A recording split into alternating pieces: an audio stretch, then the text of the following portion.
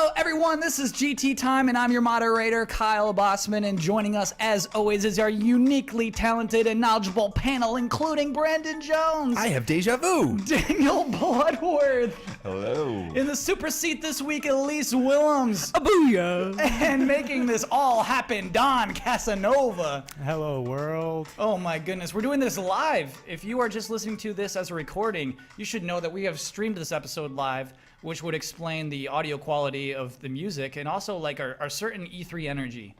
It definitely feels weird that we're doing it live, you know, and that's exciting to me. Two things happen in your body during E3. There's like Okay. a fatigue with the lack of sleep, Yes. and just kind of like, you know, the general mental fatigue of like trying to say something, you know, for 12 hours every day for 5 days straight. But you're so damn excited at the same time. Yeah. But the thing is, that excitement that really fuels you, you don't really know how. You know, it's not. There's no HUD. You know, there's no. You can see that reserve that starts getting the red, and you're like, oh, I better go have a sandwich. And that excitement also interacts dangerously with the fatigue. yeah. Yeah. It's like filling, they're like, you don't have that limit. You've No. opened a gate that you're not prepared to jump through. And that is E3. But we got to jump through the gate. Gotta jump to the We're on gate. the other side of the gate. Elise, you were in the super seat this week officially, and so we have the question, the official super seat question this round is: what is your favorite E3 memory? And not a dumb answer like last year's Man Ups. 'Cause that'd be dumb. How dare you? Wow. How dare you? Probably it would have to be this E3. This is really fun. Is that a cop out or is that real? Cheers. Do you really feel That's that a way? cop out. Oh, okay. Cheers. No, last year meeting Jonathan Blow, not giving him a free taco, but instead getting a really beautiful demo of his game, The Witness. Favorite moment. Was that demo of The Witness better than the demo from this year? Oh, whoa. Whoa, That was Brand uncalled for. to throw it at the Wow. birds. Didn't he like lose all his money and you're making fun of him for this? I'm not making fun of him for that. I'm just I don't bringing up know that the it wasn't story. yours. Throw it Oh, at, man. throw it at a bird. I'm all goofy now. I'm super silly because I'm so tired. We're so tired. E3's so good. No, but like us getting to like talk about Waluigi Sneak and Peek, the game that you made up as much Sneak as and we Love. have. So, Sneak and Love, Sneak and Love. Sneak and Peek's a sequel. Sneak and Peek is a little gross. We collaborated. I wish you wouldn't always say I made it up. We collaborated on this. Yeah, but the core concept was yours. A stealth romance starring Waluigi. So I'll take created by, you can have like an EP credit. Thanks, Kyle. All right. Can I do the voice of Waluigi? in the game? Let's audition you. We should all audition maybe for Waluigi and Sneak and Love. Okay, cool. Or Waluigi. Okay. And now good. Bloodworth, please slate for Waluigi. Waluigi. That's better. Wow, that was very good. Brandon Jones. Waluigi. Okay, and this is Kyle Bossman as Waluigi. Waluigi. And Don. And Judge Don Casanova. No. Oh yeah, he's the judge. I'm Waluigi. I think Don's a clear winner. I think we can move on from that one. Of course. I mean, chat probably named him the winner. So Don, you'll officially be the voice of Waluigi in our game. We should move on quickly to corrections music. Let me pull I got that a page. up, I have a too. page full of Nintendo announcements right here. Uh-huh. Is it bad that I want that Don voiced Waluigi? I want that game. Sneak and Love. Oh, want that dude, game. absolutely. You Yeah, can keep yeah, your yeah. Star Fox. I want that game. I brought it up for way to Nintendo just to like, hey, this is how easy it could be to make a new cool game. Don't Yeah. do it, Mario. It'd be so rad if you like actually printed out the box art that we got for that and like put it in a Nintendo case and then just like dropped it on the show floor like in the Nintendo booth and somebody like what? Especially like behind closed doors. If you got like to where the puppets were and you just kind of like put it on the table there. Oh my gosh! And then somebody tweets that photo. Oh yeah. We need to incept Reggie. So he I think thinks it's this started. was his idea. It's definitely already started. I like that he thinks it's his idea. Yeah, So he yeah. comes into work on Monday and is just like, hey everybody, how about we do this? Yeah, he has to think it's his idea. That's the only way it'll happen. He needs a game. Sometimes I think about interviewing Reggie. My first question for Reggie is, what was the first time at Nintendo where you felt like you had a good idea? Like, So it's a super seed question. yeah. Yeah.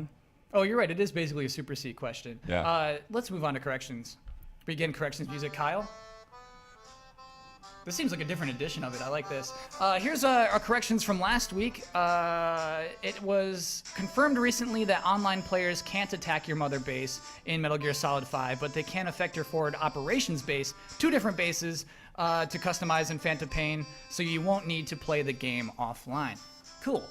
And maybe the microtransactions have more to do with that base than the one in the single-player game. Who knows? We don't know still. George Washington was not the captain of the USS Constitution. He merely named it the USS Constitution. The cord used for the PS4, Xbox One, and most Android smartphones is micro USB, not mini. Yeah, it's easy to get mixed up. And also, we got a lot of corrections about what Bloodworth said about saves on the Xbox One. Let's just say Bloodworth was wrong about this one. It was an update, I'm sure. And I'm sure I probably read that update and was like, oh, cool, they updated that, and then forgot about it, as most updates go. And correction music. Oh, it faded. Yeah, and corrections a little fade. That was not bad. Okay, cool. Those are our corrections from last week, and we should move on to. Oh, what's wrong, Elise? Sorry, this is back to Sneak in Love for a Yeah. minute here. I was telling James about it today, and he suggested the most brilliant thing that you can see like shadows, the couples that you're trying to set up. You can see shadows of them, Yeah. and then you raise up the Wii U gamepad, and then you can see their secrets. Like so, it's Their almost secret desires. yeah, it's almost like you can see behind a curtain. Yeah, I'm okay with that, but I think we have to work for their secrets a little more than that. Do you know what I mean? Oh no, I know exactly what you mean. So Maybe you see E3 icons for secrets, but you don't know what those mean. You see like a pizza. It's like, Oh, what that does might mean? be. Yeah. Well, that means Do you I want to love make pizza or do you want to eat pizza? What is it? Do you want to be a pizza? Anyway, sorry, we'll get back to this. We'll talk about this more later. We'll definitely cover this more later on in the show. But for now, we should talk about E3. This is the week of E3. This is more news than we ever get all year This was a long. crazy E3. This is a crazy E3, and I think honestly, I was looking at it, news outside of press conferences, and it's not much. Basically, the easiest way to tackle this episode would be to just go through what happened in each E3 press conference. And the way I want to target this episode is towards someone who hasn't seen any news all week long. Do you know what I mean? And so I don't want to just be like, oh, it was crazy when that thing happened. Yeah, when that happened, okay, let's move on. I want to describe what happened. I want to go through the things that occurred this week. Did we block out 3 hours for GT time? Meh. No. We're still going to do it in an hour. We're going to do an 8 That's press a no from conferences Doug. in 1 hour. We're going to do this. I got it. Those 8 press conferences took like 12, 13 hours. Yeah, dude, especially with PC at 3 hours. So let's get right into it. First, we had Bethesda on Sunday night. First ever Bethesda press conference. Pretty good. Yeah, very good. Very What made it good. pretty good, Blood? I think because, even though Bethesda doesn't have a ton of games to show off, they, can't do a giant montage that, rattles off 15 games or anything like that. They played to the strength of, you can actually show a lot of this, and I think that was one of the great things with Fallout 4. We had all these questions, and a lot of them were answered. You saw a lot of Fallout 4, everything from creating your character into how, the combat works and this crazy crafting system they have going on to the mobile stuff, and, and they covered a lot of that game, which considering it's, tracking to come out this year, it makes sense to just blow it out. Todd Howard came out at the end of this presentation, the Bethesda press conference, and spent a half hour talking about just Fallout 4. We want a little bit of Fallout Shelter, but just a half hour talking about Fallout. That's crazy. You can't do that in any other press No. conference, and that made this press conference unique, and I thought that was very cool. I think that's one of the biggest takeaways from Bethesda, and I hope we've kind of seen a new era of the way you can possibly make effective press conferences, which is people looking at, do we want to have, because Sony was kind of like the opposite of the Bethesda press conference, but they were both really great. But Sony was just like curveball, secret, surprise, realization, dream come true, crazy announcement, crazy version of this franchise coming back that you didn't know. Right. Whereas Bethesda was just like these two things, you want them both, you're getting them both. We're going to do tons of material just on these two things. We got Elder Scrolls and What's the other and, thing? and What are these Dishonored. two things? Doom and Fallout. Yeah, so what's Doom? Doom is a first-person shooter, is one of the first-person shooters, and we knew it was coming. People had seen gameplay, but that gameplay hadn't been leaked, and then they just came out and threw us right into the game and showed us a bunch of it, and it fits with what we expect of Doom and what I think people wanted. And like you said, I don't know if it was 30 minutes, but we definitely had more than one piece of media. It's something that Assassin's Creed has done in a lot of years, where they're like, okay, here's a CG cool open. Okay, and I'm going to talk about it a little bit. Now watch this awesome gameplay thing. And Assassin's Creed didn't do that. We got a taste of it here and there, kind of fizzled at the Ubisoft press conference. And it's just an interesting, I like studying press conferences, and now I have this new tactic of a press conference where it's like, maybe we just take all of the things off of our plate that aren't amazing, that aren't something that we can talk about for a long time, that we can't just go up there and do smoke and mirrors. We can actually give just, a ton of detail about Fallout. And it wasn't just, random off-topic stuff. It was like customization, building weapons, how your dog works, this cool new Fallout Shelter app that we made that you can download right now. It's just like every new that awesome Pip-Boy. It's like everything that they announced. What is that awesome Pip-Boy? If you pre-order it, you get this plastic Pip-Boy you can put your phone in that basically operates as the Pip-Boy and connects to the game. No, that's a collector's edition. That's just not a pre-order bonus. But there's also the app that you can. The app's free. You don't need that. Yeah, Yeah. you can download the app and you can use it in game. And the way this app works is basically the way your Pip-Boy works in the game. Like it's your menu. You can level up within this app or within the app attached to a wrist attachment like an actual Pip-Boy. And so you can look down at your wrist and say, pause. I can see the inevitable jokes now where people get duct tape and they like duct tape their iPhone onto their wrist and they're like, I got my Pip-Boy. You're right. That's And they get the like app. that's It's on the happening. front page of Reddit. I know it coming. is. It's coming. Should So- do it now. Elise, did you love anything from this press conference? But Dishonored 2, I think, was the biggest surprise next to the Pip-Boy and like Fallout Shelter. And so I'm definitely like intrigued and looking forward to playing as like Emily and Corvo. I thought this press conference was quality and quantity. Like we saw fewer games, but we saw a lot of them and they looked really, really good. And this Bethesda's press conference was kind of the only one where we sort of got a game that we could play now, aside from Nintendo releasing Earthbound Beginnings. Like Fallout Shelter, say what you will, it's a mobile game, it's a tie-in, but Fallout Shelter looks pretty cool. I don't have an iOS device to play it on, but a lot of people are going nuts over it. So what is Fallout Shelter? I mean, I guess it's just you design your own. I haven't gotten to play it, but you design your own like A Fallout base Shelter simulation, essentially. yeah. Do you remember put how in- Todd Howard described it? No. Oh yeah, maybe I wrote it down.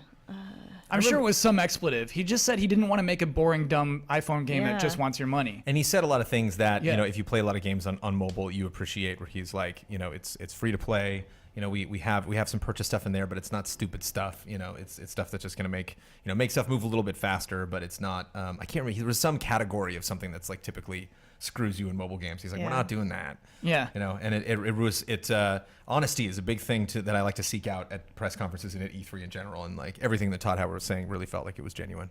He And killed that it. went a long way. He was He slaying. dropped the mic. I'm telling you, he's gaming's Michael Bay. That's what he reminds me of. Whoa. He just doesn't care, and he's like, "This is what's up." And it's I don't know if you cool. know this. Michael Bay is very bad at public speaking. You remember when Bay Well- like walked out? Was that CES or something? Wasn't there somebody who was just going to show off like a curved TV Oh, Yeah. yeah. and like then the he just teleprompter left. didn't work and he was just like, I'm out of here. But I feel like Todd Howard, if he was in a situation like that, he'd be like, Oh yeah, he just "Don't waste roll. Todd Howard's time." No, Todd Howard would rip off the microphone and just project to an audience. Yeah. Todd Howard's a I whole guess- different guy, I feel like. I mean, maybe they just look similar to me in the face. Maybe that's where I get it from. But I just think that they both kind of are like they're matter of fact, and they're like, this is what it is, and this is why it's cool. Mm-hmm.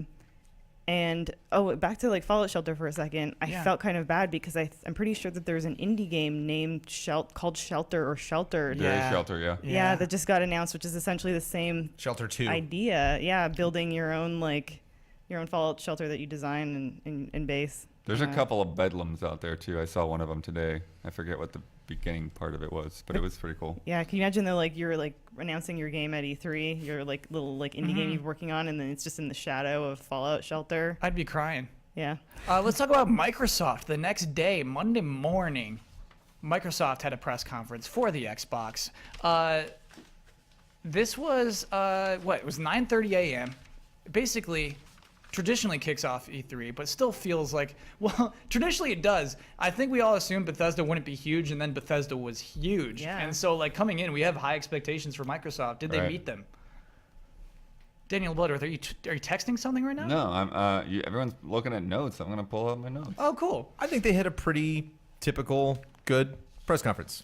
What does that mean to have a typical good press conference? Well, Sony always goes later, Uh-huh. and the last couple years, Microsoft has come out and make a good earnest effort, and then Sony comes along and just one-ups them in regards to not just checking off all the boxes, which means we're going to bring Halo 5, which you guys are expecting. We're going to announce Sea of Thieves, which you're not, and we're going to wrap things up, with a gameplay demo of something that you're hoping is going to be there for Gears, and you just, you get to enjoy a nice press conference, and it's got everything that you want, that you hope for E3, and then you kind of don't realize, what you're missing. I mean, if you're smart, I didn't, and then I went into Sony, and all these bombs started dropping, and you're like, there it is, that's E3, that's the good That's stuff. that feeling. What is Sea of Thieves? That's what the show's about. Sea of Thieves is a open world-ish pirate game where you go and Pirate plunder it. MMO-ish. First Yeah, it person. just kind of looks like Secret of Monkey Island if there wasn't a puzzle-based adventure game there, and it was just mostly about running around on islands and hopping in ships. Developed by Rare. Yeah. Yeah. Rare Rare's has new some IP. freedom finally. So Yeah, this that's is, this so is cool. why I usually use a book. This thing is still loading. I don't know what it's doing. Right Yeah, now. I miss your little other book. You haven't been using it for E3. What's No, where's your book? I've been using it for E3, but I just for the press conference stuff, I just kept a log of all that while I was going Oh, on. okay, because you were typing. Yeah. Yeah.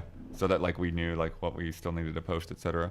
But anyways, What do you recall? What's from your memory when but it comes to mind? well, no. What was great is they brought the things that we expected, but then having stuff there like Sea of Thieves, which brand new IP nobody could have predicted, and then Recore from freaking Inafune and Mark Pacini. It was like, okay. I mean, we still don't really know anything about that game, and hopefully it doesn't end up like last year's announced games. Like Phantom Dust. Yeah. Yeah. But, I would be very interested to see what those guys come up with, and it's got a cool vibe to it. So it was actually, in some ways, it has a slightly similar vibe to Horizon, just because of, they're sort of scavenging in robots, etc. But Horizon Lady's got jokes. yeah, I don't imagine Recore Lady does jokes. she might.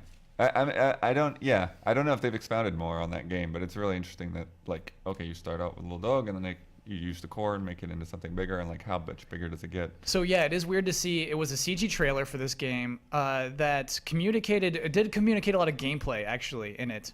She stole a red core from a robot. Cores, by the way, are like bowling ball sized orbs that are glowing. A red one is the bad guys, and then her little dog has a blue bowling ball inside of it. Little dog dies. She takes that bowling ball, shoves it in an orangutan robot, maybe more like a gorilla, Yeah. and then they go and fight a bunch of red robots together.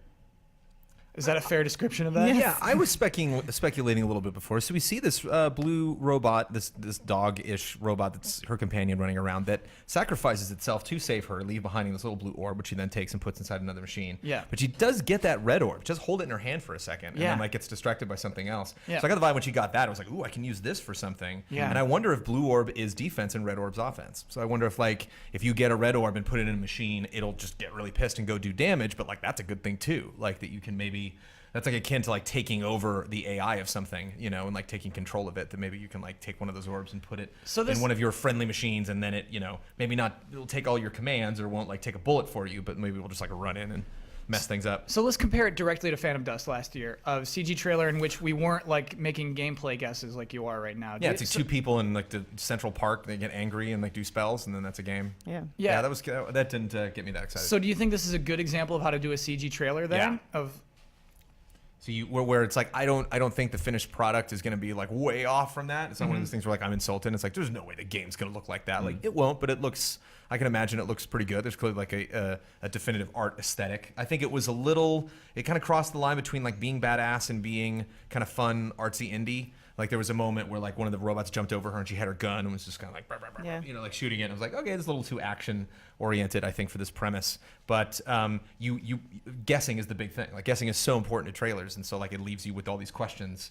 Whereas if it's just kind of a little tease and you can't really gather anything from it, then what was the point? You're probably right about how the orbs work. My interpretation was just that like the red orbs have malevolent intent, whereas the blue orbs are good, right? So you could side with the spirit or the feeling of the red orb, or have the blue orb fight alongside you. I don't know.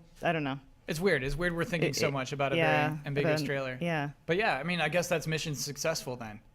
that's what they want us to do, right? It left an imprint on this Yeah. panel, so yeah. Well, I mean, there's a weird thing too. There's like the imprint is also partly because of we know who's working on this game, and we know they've made good games. Good idea to put those names first in the Yeah. trailer. Anything else? Any other announcements that stand out to you? Well, there's a big one that I don't think any of us really thought would have happened. Yeah, exactly. What are you singing? Backwards compatibility. Chat. Yeah, and that's That was I huge. didn't think they could do that, and I had heard rumors that they were going to announce something like that last year, and I was like, nah, and it never happened, so I just kind of forgot about it. I was like, oh, you were right about that. So it's a little strange how it works. Basically, you need the disc in your Xbox One, the 360 disc, and then you install the game. the Xbox 360 game onto your Xbox One. It doesn't work for every game. There's like a short list of games that it currently works with. I think they said hundreds by the fall, sorry, not by the fall, but by the holiday season. Yeah, I thought they said 100 by this year, and then they were continuing to work on them. But yeah, it's very much the same way that the Xbox 360 to Xbox worked, in the sense that they sort of have to make it work Right. for each individual game. Yeah. And so you're gonna have to check a list, and it's like, well, this work, and before I buy the used copy off the shelf, PS3 as well, but PS3 worked less and less with old games, PS2 games. Yeah. Hopefully my old PS3 doesn't die, because I definitely use that for PS2 games. Oh yeah. Well, PS2s are cheap, man. Yeah, $50. It's E3. Why are we talking about PS2s? Another thing is what I feel like at this press conference, I feel like Halo 5 wasn't a big deal at this press conference, and I feel like I don't understand why they have that feeling. It was brief. Yeah, it was very brief. Yeah, compared to previous Halo outings. To And really making a statement, blowing it out. And Again, they've got a lot to show, yeah. Yeah, compared to Doom and Fallout, like, you think Halo would Yeah. be something that they'd be able to spend that much time, just like Bethesda did, on a franchise that's so important to Xbox, and Yeah. it was just it was there. We were playing as Spartan Locke, but I didn't really pick out anything that was like significant about it being Spartan Locke. And I get also, what you mean, yeah. I also thought they were going to narrative between those two characters, and they didn't. Like, 'cause they've been pushing that whole hunt the truth thing, Yeah. and we didn't get any more insight into that. Maybe they want to keep us guessing, but I think none of us were intrigued enough to keep guessing. No. But of course, I think that, I think it's one of those in the interest of time kind of things, because they didn't just keep us guessing. They had a lot of we went to 3 separate Halo experience things. Yeah, there was a lot of Halo at the show. It just wasn't that much on the stage in comparison.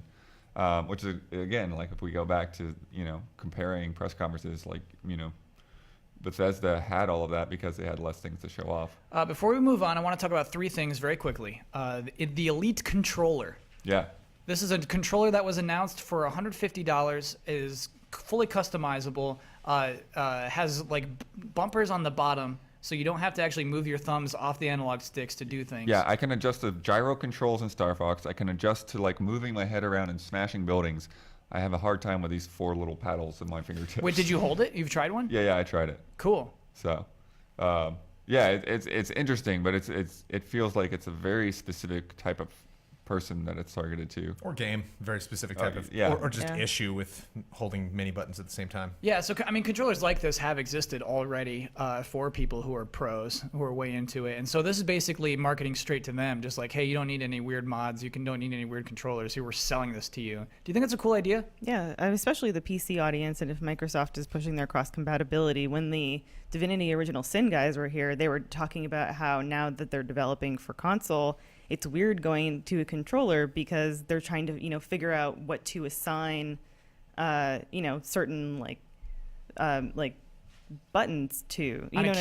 keyboard. Like a keyboard button Sure, to, that yeah. they had, an infinite, finite number of keys, but a much larger number of like keyboard inputs. Yeah.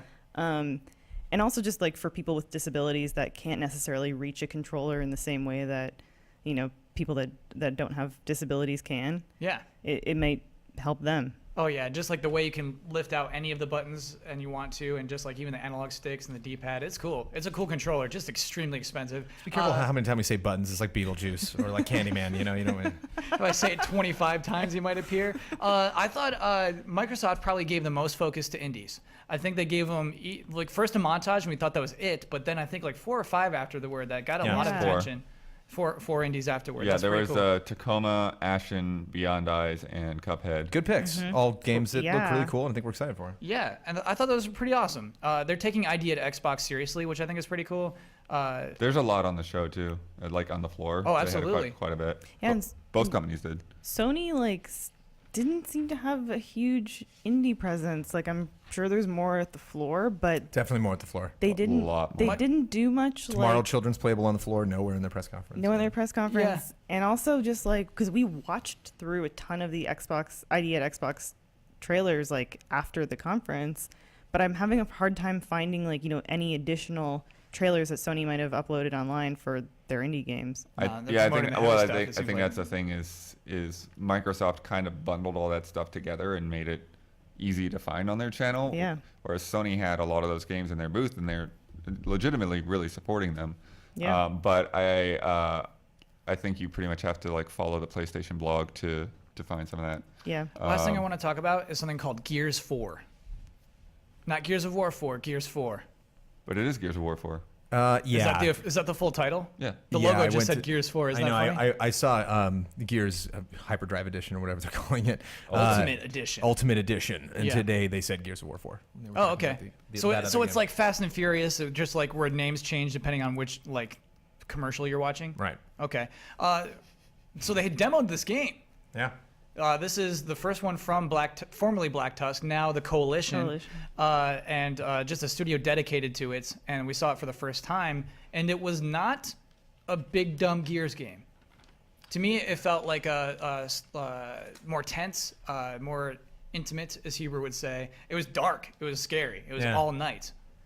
What was Yeah. your impressions of it? It looks more like, we've mentioned this on the stream, but it looks more horror Yeah. esque, like Which like the first Resident game was. Evil. They mentioned that Yeah. at my appointment today think, too. I think that's the thing. Like the whole thing with the tornado coming and all of that, it really reminded me of the first game. Do you remember, like, if you like stepped out on a light, there were these swarms that would just like Yeah. devour you? You had to push the flaming car down the hall. Yeah. Oh the yeah, road yeah. to That was get like in away from one of the first demos of it too. Yeah. Yeah, it's really funny that like that was a thing, and it feels like such an odd foreign thing. But yeah, I mean, I think. Yeah, well, I think because this kind of goes back to what we were saying with them using less time. It's strange in a way because a lot of these games, like, okay, you showed the game, but I don't exactly like know like what your hook on it is or what your twist on what you're doing differently. You just showed me the demo and it looks, kind of different in some ways and kind of the same in a lot of other ways. And so I like, okay, what's the vision? It's like rather than getting that, it's like here it is. It's like here's this tiny slice and figure out the vision, or we'll wait to show you the vision later. So what value do you think the demo had? I think in a way it was sort of introducing that like you're not with the same people, you might not be on the same world. It seems like I mean it's it is. I think it's setting up that like okay, this is kind of a clean break and another story, whether it's a trilogy or whatever it might be. Yeah, Brandon. Real quick, before we move on, will you be mad if there's not a 5 and a 6? Will this break the right. the Brandon Jones rule? Trilogy. I'll be disappointed. Yeah. Okay. But at this point, I'm not really expecting it because I don't get the sense that this is like a new chapter.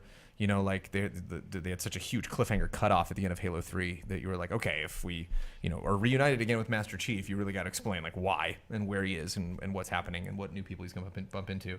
Where this seems weird. They introduced 2 new characters and we don't really know if any of the old characters are showing up or what time it is, if this is a prequel or a sequel or, like.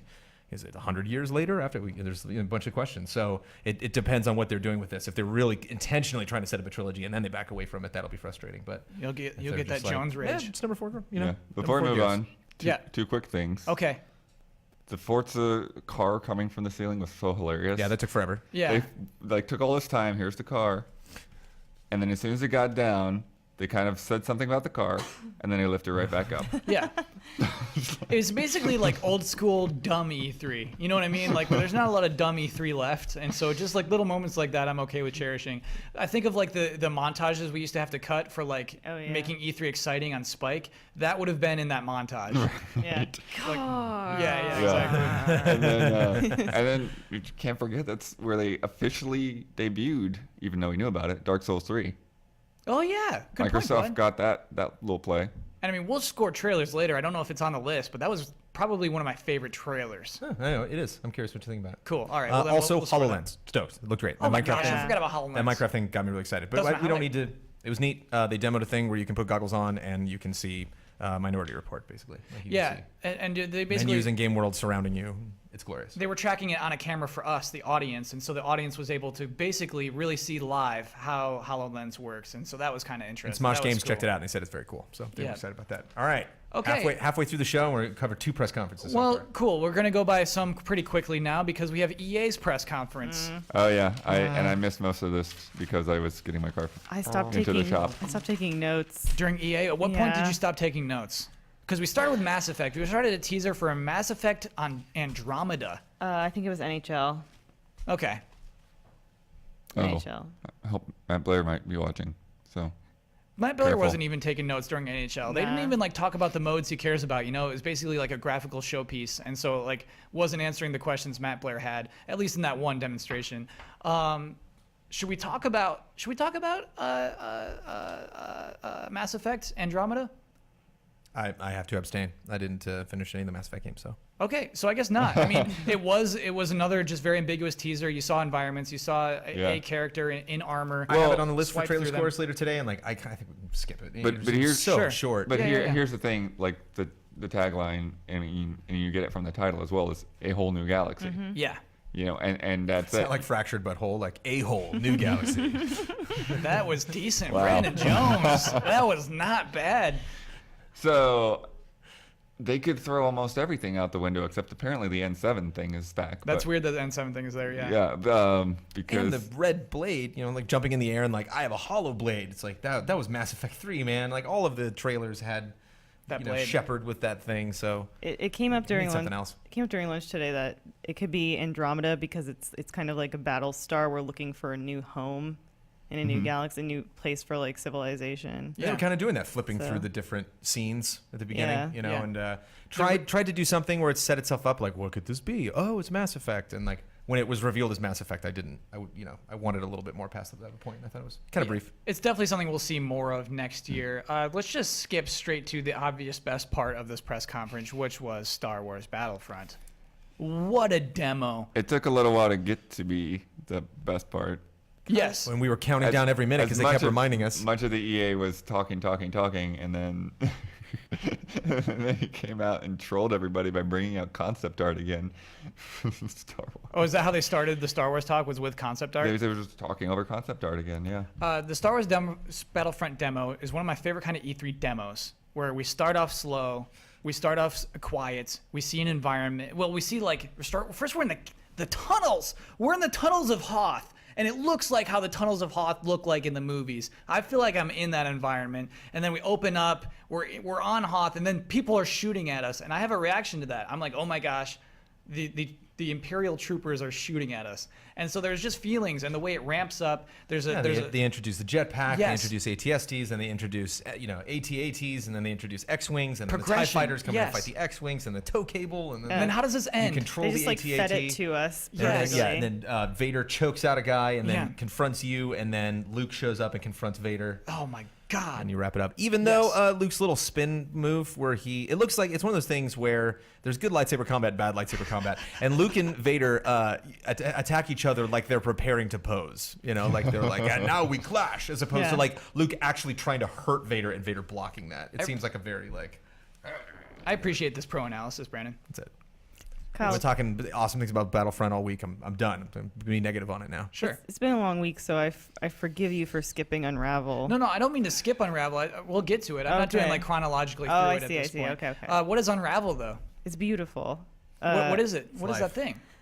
So basically, it's kind of, I guess, Little Big Planet is probably the game that you'd closest compare to it, but it's a platformer. You're playing as Yarny, the little yarn character that you manipulate his yarn to traverse the environment. But the platforms are so subtle. I think that's what you would admire about it. Yeah. That the environment, it's just you're kind of like moving through very, very natural scenarios. You know, you jump on a flower as opposed to a weird floating platform. Yeah, you're 5 inches tall. Yeah. You're going through like grass. You're going through somebody's garden. A car drives by and it almost kills you. Like every obstacle is something that exists within our real world, and I really appreciate that. Discovery.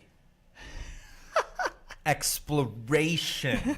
You're missing the most important one, Brandon, which is context. Yep. That game That- is full of context. Or the search for it, you know, I mean, Yeah. really understanding like why is this world the way it is. It's lonely, but it's not like post-apocalyptic, and you don't really get a like setup. I mean, I played a little bit more than we saw at Judges Week, and like I still don't know like how Yarny happened, like how if it was like some fairy godmother was like, you little Yarny, you know, Yeah. and like then he goes out into the world. And there's some other trippy things that we didn't see Yeah, at well, the gameplay demo, but I was fun. think too, you know, what the other thing that like makes it more similar to say Little Big Planet than Yoshi or Kirby is it's more physics based platforming. You know, so it's like not like those like finely tuned things. It's like some things can kind of happen unexpectedly and stuff start rolling downhill and all that kind of thing. And so it was cool for EA to announce this game. This Yeah. game was basically, I think, the only new IP announced during EA's press conference. And so that Minions just Paradise. That's not a new IP. they did. They had, I think, 2 mobile games, or was it just Minions? It was just Minions. Didn't they have a Star Wars mobile game? There are Star Wars mobile games. We didn't talk about It was any like Star that I Wars remember. Force something. Yeah, there was a Star Wars one Force right before Commander? Minions. Ah, man. It wasn't. Oh, we got some chatter back there. Maybe in chat will let us know the Star Wars mobile game that was announced during that press You know, conference. what I like about Unravel is, we're getting excited about so many things at E3, but it's like you watch Doom, it's just like blood, blood, blood. And we watch like, not this kind of blood, the actual blood. We watch like Fallout, it's just like VATS, get headshots. Blood, And we blood, watch blood, like blood. Battlefront, it's like, yeah, killing Blood, blood, stormtroopers blood, blood. and blowing people up.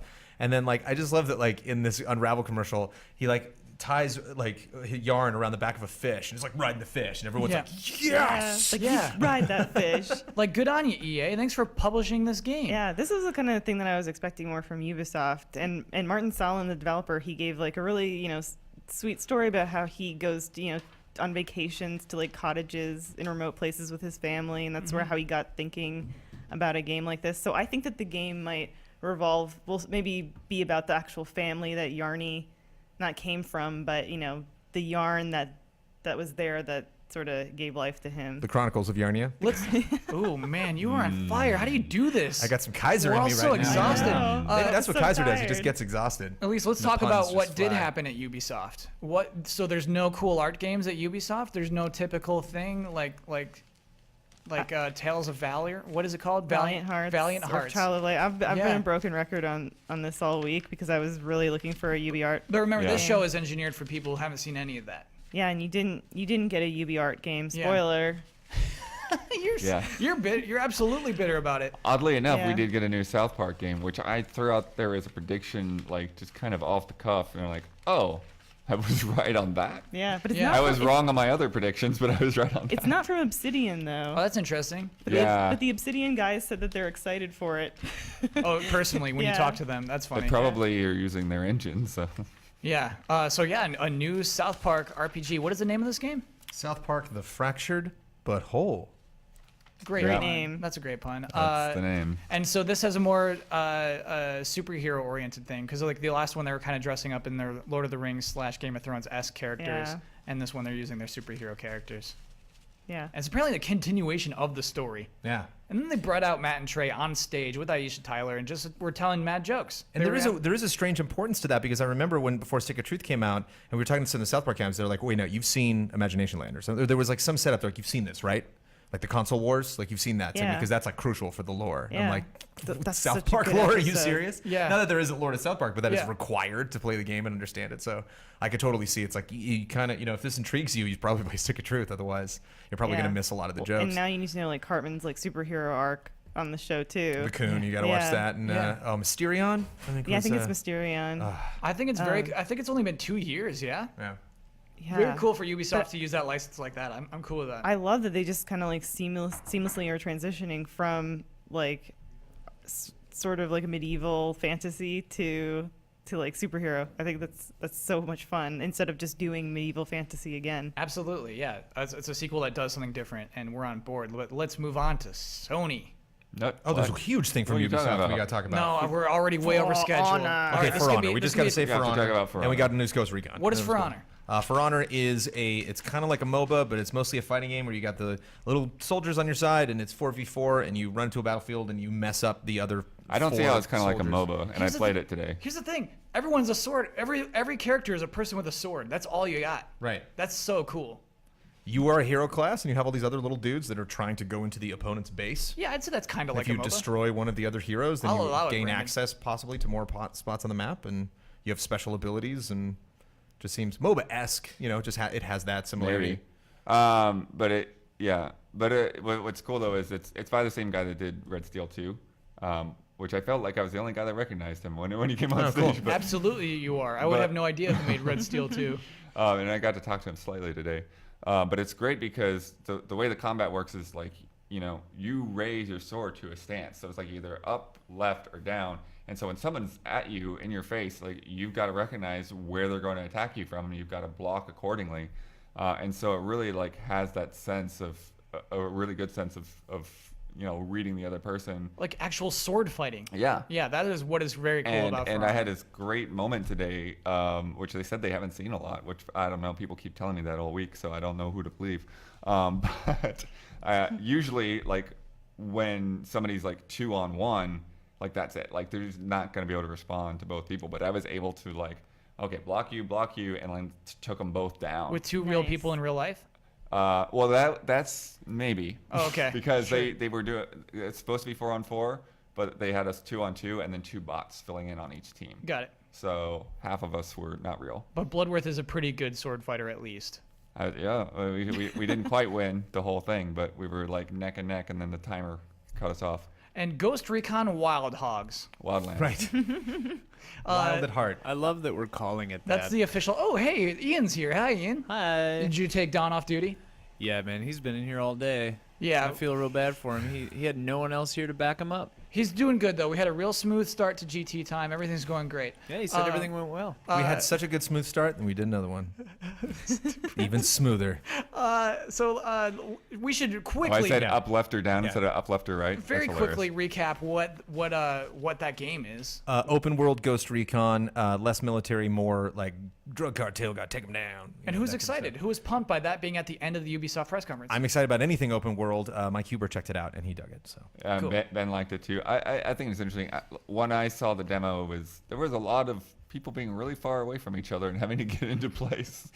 So you have to be patient with your friends, I think. You have to want it. Yeah. It's so funny to have Ghost Recon in the wilderness. Because I remember, like, my first impression of Ghost Recon, it's the Xbox 360 is just about launching. And this is the first Xbox 360 game where I was like, whoa, that is next gen. And it was urban. It was like a building blowing up. What's up, Ian? I was just gonna say, so Huber played it, and he's less down on it. Yep. He's Well, he didn't more play it up though. He on it? probably saw the demo. he's less down on it. He's more down with it. Yeah.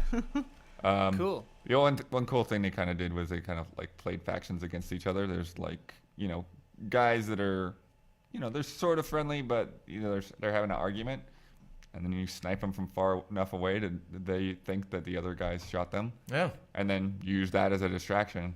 I love that. Yeah. I'm into that kind of thing. That's Yubi. That's Ubi. So let's talk about Sony. Sony's press conference was Monday night. So you have the trifecta. Of, What's the trifecta? Last Guardian, Final Fantasy VII, Shenmue 3. Brandon, how can you possibly say that so casually?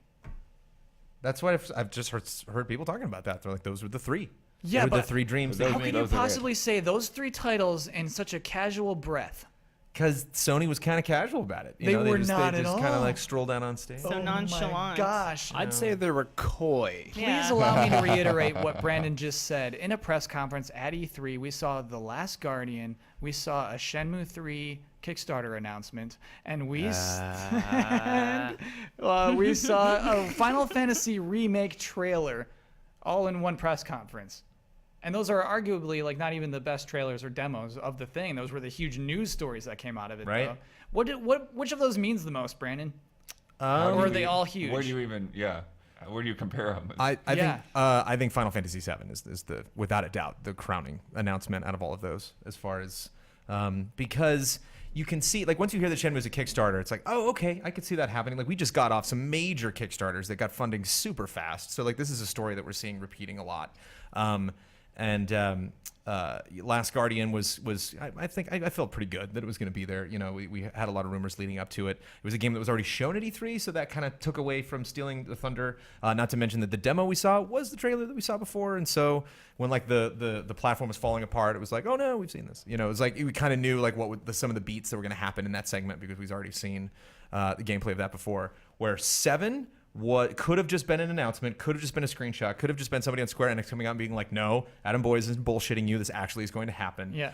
But clearly showed a very interestingly packaged trailer that just ends with like, it's presumably an engine. I don't know. I mean, there's just so many. Ends with the word remake. Yeah. Yeah. That's the Not- most significant not part to me. remaster. Right. There's no question about what this game is with that one word. It's not a classy word to put in your trailer, but I freaking love that they did. Just no questions at the Well, end. what I love is everyone sort of had different moments of recognition, and it's like but then there's also like that weighted with disbelief. Yes. Because it's like as soon as I saw the live stream or whatever like on the screen before they even cut to the trailer full screen, I'm like, what? No, what are you guys? Why are you doing this? I got angry. Yeah. You could Yeah, you got angry when and you saw I'm the like, stream. I'm just over there yelling at the screen. And then Matt Blair is like, I still don't even know what this is. And I'm like, dude, come on. Yeah. calling him out. That was my John- favorite thing about. Oh, sorry. No, go ahead. I was just gonna say that was my favorite thing about both the Last Guardian announcement and the Final Fantasy remake announcement. Probably tempered or like made more prevalent because of how they did that. PCs coming, the PC remake. We're porting that Yeah, to the yeah. PS4 At thing. PSX. Back at 'Cause- PSX. Because when he started talking about Last Guardian, he was like, it's about companionship and about all this, and like everyone in the audience was like, all right, Don't you and do everyone's opinion was just like, don't you mess with us, don't do this again, you know. And then when Final Fantasy, we were like, oh my, if you're doing this again, I Yeah. swear. And then it just made it all the sweeter because it was just like, yeah, you did it. And you know what's Got actually, us. you know what's interesting in opposition to those two is the Shenmue announcement started with the word Kickstarter big on screen. Yeah. So that one actually prepared you. I almost like, you know, this is a Kickstarter straight from the top. Shenmue 3 is coming, but it is a Kickstarter. Is that unusual? Is that weird for that to be in a press conference? Yeah, because it was almost like they just announced a Kickstarter and not an actual game. Oh. Yeah, Like, yeah. do you know what I mean? Yeah, I mean, if I were to bet on it, Yeah. I would say you would lose a bet if you Well, said the that funny game was thing- announced. It's basically the exact opposite of what what's his name, Rashi. Igarashi did with Bloodstained, because he said, hey, we're doing a Kickstarter and we're doing this to gauge interest. We have a lot of other backers, but they want to see the money and the interest before they help us back. This is basically Sony implying, hey, we're making Shenmue, but we also want you to show that it's a good idea and like back it, you know? It's Yeah, like it's so exactly the weird. same but backwards. It's so weird because a good thing is happening. I want to be clear, a very, very good thing is happening that Shenmue 3 is being made. A game I thought would never be made is being made. Just so weird to announce it at E3 during a press conference. Like, what if it didn't make it? Like, what a strange thing to put in your press conference. I mean, maybe they're just being nice. Maybe they want the most attention to it. But Sony already does have some investment in it because they've already said it won't come to Xbox One. So they paid money for that to be an exclusive to help with development and everything. It's weird. It's honestly a weird deal. I'm still stoked But- about it, but it feels weird. Why didn't they just say, we want to know your feedback. We want to know if you want a Shenmue 3. Head to PlayStation.com/save Shenmue and let it free dollars. That I think Ian hit Right. that. Yeah, and absolutely. advertising. Yeah, I mean that's the thing is like they could have just done that. Well, yeah, before they actually got to the reveal, I was like, man, like whoever got this Kickstarter just got a free pass. Yeah, and isn't that Wait, that what do you mean by beautiful? that? By being on the Sony stage like that when everybody is watching them. Oh yeah, but I think there are actually very few games that could do that, and that's why I'm not too scared about it. I think that there aren't a lot of other games that you I think it could was, put a the whole Kickstarter in your thing press was conference. very intentional. Yeah. Like Kickstarter at this point almost isn't even a funding source anymore. It's an advertising source where people pay you Yeah. to advertise to them. Actually, you know what? Maybe if like Silent Hills did a thing, it would be a similar, just kind of. Oh, like- absolutely. Oh, yeah. Yeah, absolutely. But honestly, I think there's a very limited amount of titles that have that kind of prestige where if you do that Kickstarter, it gets funded immediately. And it doesn't make you look completely like a scumbag. Right. Yeah. You know, I so- bet Silent Hills would be funded even faster than this. Sorry. Yeah. You know, I agree with you completely. I'm most excited for Last Guardian. That's perfectly in my wheelhouse. Oh, Like yeah. a story of like human animal companionship. And so was that so weird? excited. Was that weird to just see it? It looks exactly as what we remembered it. Yeah, and I think that's intentional. Mhm. I think like the frame rate on those feathers, that's intentionally like done to make it look as similar as possible. Because otherwise, we're gonna be like, what the hell were those guys doing for 10 years? But on the other hand, what the Yeah. hell What were are those guys doing for 10 years? Because like the They've- game they've- announces and they're like it's coming out in 2016. They got held Yeah. up. They I'm had like, they had They've had answered that issues. question in interviews. Yeah. I What'd mean, they say? Like, you know, it's as vague as you would expect it to be, but apparently, like, the project reset, I think, in the year Yeah. 2012 That's yeah. when it was clear it wasn't going to work out on PS3. Okay. And so apparently they had to build it from scratch at that point. But, you know, yeah, exactly. What is Because like what Brandon said is like the demo we saw was the trailer that we saw, Yeah. kind of. And I mean that's obviously like a little bit of a simplification, but like on the other hand, it's like yeah, show a new area or something. Because Yeah. at this point, I'm like, is this all that's done of this game? Because damn. Yeah, it's not. It is. I honestly, I think it's a tease. I think it's meant to be a tease, and as much as possible. And I'm ready to not see any more of it until the game comes out. 2 more big things. Yeah, absolutely. Horizon. Yes, that's a Horizon. huge thing. Horizon Dinos. Zero Dawn What's funny is we talked about this weird like concept art and it on this just- very show. yeah, it looks so bizarre, and I think a lot of us kind of forgot about it. I know I forgot about it, and when people were like, I think right before the show, people were like, "Why didn't you bring up Horizon?" And I'm like, "Well, what is it?" And then I saw it, I was like, "Oh yeah, Yeah. I remembered when I saw the satellite brachiosaurs or whatever they are. Dinosaur robots, basically. Yeah. Robots that are infused with, or dinosaurs that are like basically run off technology. It's the craziest looking game. Not just visually, like, oh, this is gorgeous, but like a neat idea. And introduced as post-apocalyptic, which we're way used to. However, Post-apocalyptic. Yeah. what'd I say? Post-apocalyptic. Sorry, it's post-post? Post-post. That's what they said? That's what they call it. That yeah. must be why Which it's I gorgeous. love. It's like Yeah. it's visually nice looking. It's not a nasty dark world. The It's Earth has like a reclaimed beautiful it. world. Yeah. Yeah. And just some environments. And the leak was that it was an RPG. So I was like looking at it through this lens of I'm looking at an RPG right now. And so the environments look like towns and things like Yeah. that. I'm super into it. Can I tell you my favorite part of that whole trailer? Please do. When she's crouched, creeping through the like shrubs and bushes toward the beginning, just because I think it looks so good. Like the Robo Dinos are cool. It's all cool, but I don't know why. I just look at that and it looks so gorgeous and like fluid as she's moving. Like stealth is fun. It's getting really fun as foliage gets more dense Yeah. and as games get more detailed, because like a lot of old games we played, they're like, go into this grassy area, no one will be able to see you, and like you just know that because you know what grass looks like, not because like this person actually wouldn't be able to see me. But you have games now where it's like, nah, I wouldn't be able to see that at all. No. You know, yeah. if the wind was just kind of moving over the leaves and you shuffle a little bit, like you'd vanish in that foliage. So I'm so excited about it too because for my whole life, plants have always been like one of my favorite things in video games because they can really transport you. You know, they really set the setting well, Yeah. and I'm really excited. Yeah, that game looks phenomenal. Somebody said, First thing "No I way, noticed- Horizon is open world." It's totally open world. definitely open world. No loading screens or anything. Yeah. They made a point to say that. Yeah, I saw the pretty demo cool. today. They said Chat's that's all how- saying it's a strawberry. It's a what? Monty Python. It's a Holy strawberry. crap. And another awesome Nah, it's announcement gonna fly over my head. Oh my goodness. Oh, that God. surprisingly didn't happen the following morning at the Square Enix press conference. New Hitman. Sorry, that's the- your second big thing? That's my 5th big thing from Whoa. the Sony press I conference. thought you were going to No Man's Sky. Or Uncharted 4? Yeah, Uncharted 4, sure, yeah. Sorry. Whoa! Excuse me, sir. Well, we finally saw Uncharted 4 gameplay that we were expecting, whereas no one was for sure if we were going to get a reboot of Hitman. So I think purely like goodness. a takeaway from.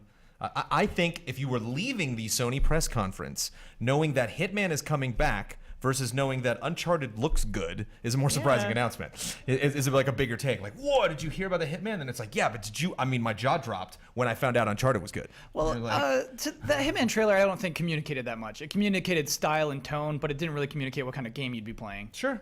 As opposed to Uncharted 4, which was played live. This is an interesting E3 moment, is that the first time run through it, it was not working. By the time, Uncharted always does this, you're watching a cutscene and then suddenly it's like, oh, it's time for me to go. And I thought that's what they were playing with. Nathan Drake did not move. And it's just like, oh, okay, they're just having a joke. And then he did not move, and then he did not move, and then he did not move. And then so they did the right thing and they just restarted. They said, okay, you know what? This isn't working. Time to restart. We're just going to get it right the second time. And then so the second time through, that demo totally worked, and it is the demo that I wanted at PSX. When I was being a crybaby at PSX and looked like a big crybaby, it was because it didn't have these moments.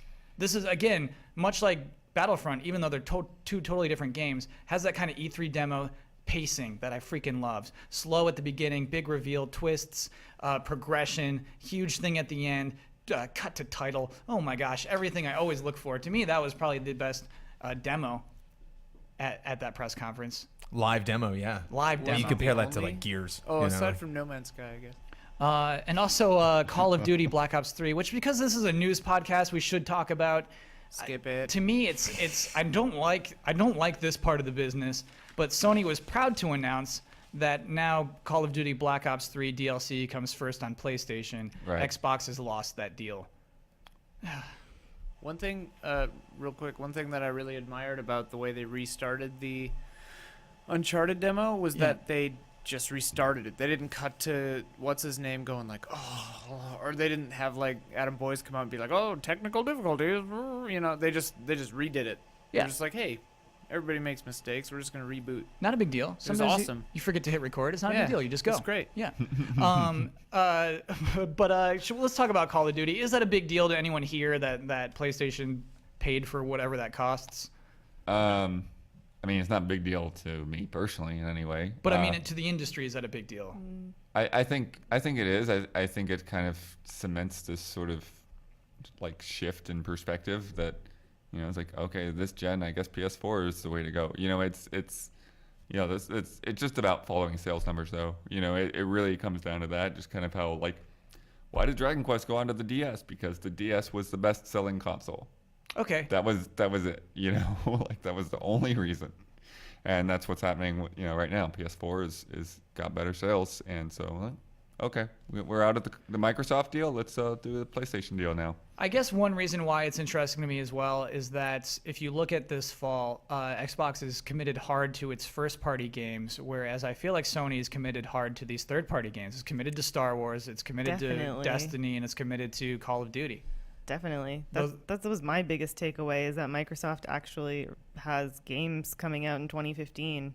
Like Sony has Until Dawn. And, And- Hitman and If the Fallout, Hitman, yeah. I'm talking in But you're terms talking- of yeah. first party. Yeah, because Um, again, that's Sony focusing on third-party. Like they are really just focusing all their advertising on that stuff. It Yeah. looks like this fall. And I mean, it's smart, and especially like gamers. I mean, they're still getting a ton of games, so why Yeah. not push third party if you can just license these games and you don't necessarily have to pay for their development. But that's I guess what I appreciated from Xbox was at least, and same with Nintendo. I still appreciated that Nintendo, regardless of whether they were games that we want, and maybe we have been disappointed, and maybe that's us being spoiled, or I'm not We'll get- entirely sure. We'll get to Nintendo.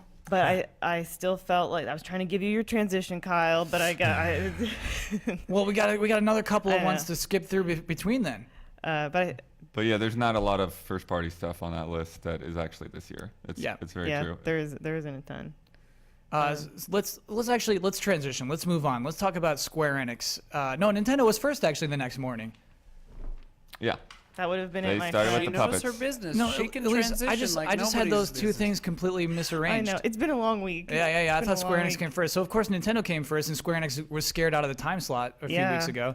Oh, totally. So it was Nintendo's digital event that went live 9 a.m. on Tuesday, and Elise was happy that they put out first-party games, even though everyone else dislikes them. I think that's the one thing that we can take away from it is that they still were putting out not first party games, because I mean all their games are essentially first party at this point, but they were putting out games that are available within the next 6 to 9 months, which Sony wasn't necessarily doing that, but Nintendo was like, hey, at least you can play some games in the fall and over Christmas, But over the holidays. what games exactly did we learn about that we can play over this fall and the So, Christmas from the Nintendo Direct? Star Fox is coming out later this year. Star Fox Zero, yeah. So that was the opening announcement. Yeah, for the Wii U. Yeah. So it's probably one of the last games we'll be getting for the Wii U. Xenoblade Chronicles? Or is that next year? That's coming Oh, out no, this year. that's- yeah. Absolutely. Yeah, This year for Xenoblade's sure. December, yeah. Yarn Yoshi coming out this year? Yeah. Yeah. Well, Yeah. it's coming out very soon everywhere except North America. Mario Yeah. Tennis is this year. Yeah. And Mario Maker. Yokai Watch, Legend of Zelda Triforce Heroes is this year. Yeah. Did you see? I wish I had a high res version of that timeline. What timeline? Nintendo has this timeline thing at their media check-in desk, and they sent it out in an email too, but it was postage stamp size. I don't know why they did that. But yeah, it's it just got all the titles on a timeline. It's this is when these are coming out, all in a nice little row, so that you can understand what's coming out by the end of the summer, what's coming out by the end of the year, what's coming out after that in 2016 or later. Why I wouldn't trust that, Daniel Bloodworth, is that very same timeline last year mentioned Zelda Wii U and Project Giant Robot and Project Shield. Project Guard. Well, yeah, but You know why what I do mean? That's why do you always nonsense. get that name wrong? because I don't care about it. It's like you remember the names of the people you care about most, but like it just Project Shield or Guard. It's so irrelevant to me. they're It's a both very good projects. point, Kevin. You beat me to it. Oh sorry. man, Ian's Damn it. Well, smarter see, than but you Brandon. took the angle of supplanting the name. I was Yeah. gonna be like, yeah, good point. Yeah, good point. Yeah. Brandon, are there any games that Nintendo announced that you're gonna play? I was thinking about this because Star Brandon Fox, maybe, right? Star Fox is good. Brandon, you playing Star Fox? Star Fox Zero? Probably not. Was there anything that Nintendo had to offer you? Oh boy. Yarn Yoshi, me and the missus will definitely be Yeah. playing for sure. Me And that the game is missus. actually pretty challenging. Omar and I played it. Yeah, It's a cool game. she's way down with that. Like some of these I should, it's like Fire Emblem. I should probably play. I should probably play the old Fire Emblem on my 3DS. I really have no Yeah. excuse. No, that's probably a Um, really great game. I'm very ashamed, but there are parts of Happy Home Designer that do. No. I'm not gonna let entice you me in play weird that one. ways. Oh my God! Don't do that to yourself. But yeah, that's it. Star Fox. I gotta be honest. I'm probably not gonna play that. Why not? What do you think is missing from Star Fox? Graphics. Ooh. Ian, what do you mean by that? I'm just trolling because that's what everyone's gripe is. Okay, Brandon, what do you feel like you're missing out on in that game? What's the the appeal that's like that sting that's missing? I've never been that attached to Star Fox. Maybe that's it. I played on the Super Nintendo, but I've never played. I didn't play the 64 version. Oh, I didn't play. wow. I played Okay. Assault for like This 5 is seconds. very but- Star Fox 64. Right. It looks exactly like it. Yeah, that's why I think you need to have like huge nostalgia for 64 Star I Fox. think it was to be into this. intentional, Maybe, yeah. but also cheaper.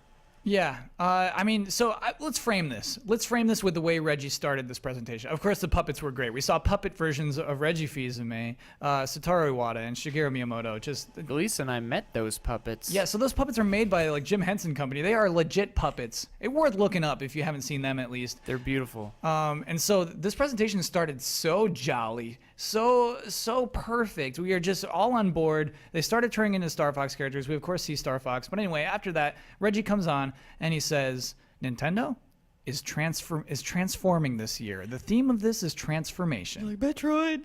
Yeah. Metroid. Well- and then I'm thinking Twilight Princess HD. To me, when he started citing those things, because he said, we're doing our theme parks with Universal Studios. Yeah. We're teaming up with DNA for our mobile initiative. I'm like, whoa, he's going to drop some huge news. And then he says, we're not talking about NX until next year. And then that was it, And then Right. from there on, we saw that Nintendo hasn't changed. We saw that Nintendo doing the exact same things it's been doing Well, with lots of games of reused assets. They did some kind of weirdo things. Well, just give me some weirdo things, Blood. Skylanders? What did they do with the Skylanders? Mario. Like they had, yeah, they I'm had, sorry. Amiibo returning into Skylanders and vice Yeah. versa. yeah. Bowser and But they're Peach. they're Skylanders first with Amiibo functionality. How does that work? There's like a switch on the bottom of them. So so basically it looks like Activision or whoever they have do the actual toys, made them. They're made for Skylanders. And the Skylanders have the vehicles, so they have vehicles as well this year. And which Nintendo characters are made into Skylanders? It's Donkey Kong, and what's the other one? It's Bowser. Donkey Bowser. Kong and Bowser. And they're weird versions of them. Bowser's holding a hammer and he's got weird, like, Skylanders-esque armor. Yeah, it's- Basically, they're made to fit in the world. It's Yeah. turbocharged Donkey Kong and Hammer Slam Bowser. Thank you for those notes, Elise. We need those problem. names. No Those are problem. so good. And they each come with a Elise, vehicle, too. Do you know if the cars by themselves function as amiibo as Yeah. well? The Oh, cars, they do. sorry, the cars are not going to be amiibo, but they will be Skylanders. Oh, they won't be Amiibo, Yeah, but they'll be Yeah, Skylanders. because I know they're amiibo, but Yeah. the cars aren't. They're just Yeah. for Skylanders. Correct. Exactly, Yeah, yeah. good point.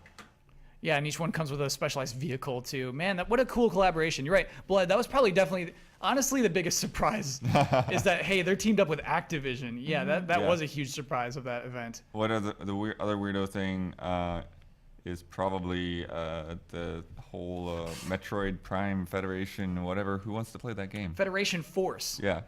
So Well, I it's- mean, I had the name, but I just didn't care at that point. Oh, much like me and Project Guard. Yeah. So what is that game? What is Federation Force? It's like a multiplayer thing with the guys that are not Samus, who don't seem to have any personality, and then they play soccer together.